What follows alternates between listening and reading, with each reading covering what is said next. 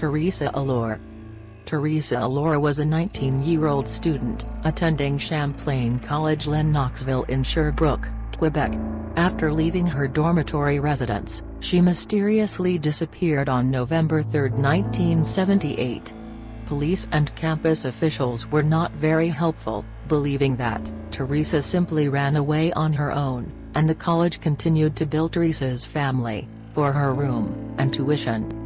Teresa would not be found until 5 months later, when her partially clad body was discovered amidst some thawing ice in a small body of water approximately 1 kilometer away from her dorm.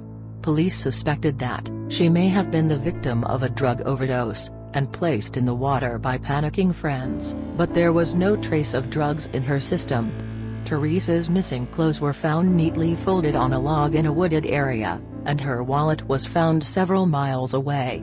In 2001, Teresa's brother asked police to reopen the case after discovering evidence that Teresa may have been the victim of a serial rapist.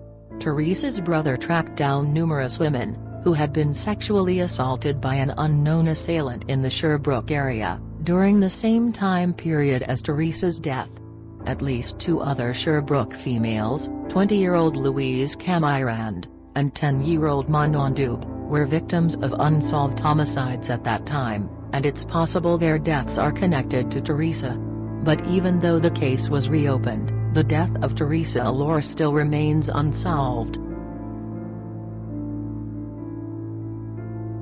Suzanne Jovine.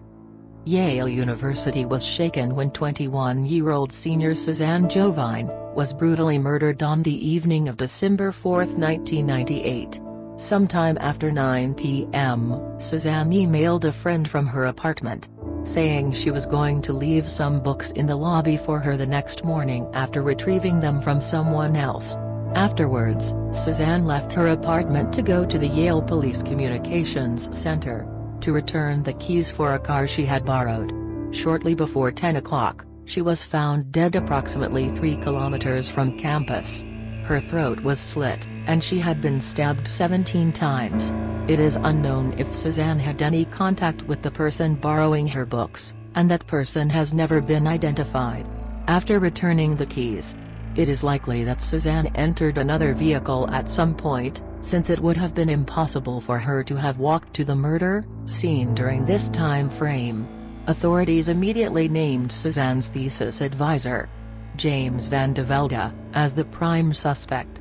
There were rumors he had been conducting an affair with Suzanne, but there was no evidence to support this, and nothing to tie him to the crime. A witness claimed to have seen a white male sprinting away from the scene on the night of the murder, but when asked to identify Van de Velde, she claimed it wasn't him. It was recently announced that James Van de Velde is no longer a suspect, but the real killer of Suzanne Jovine remains unidentified.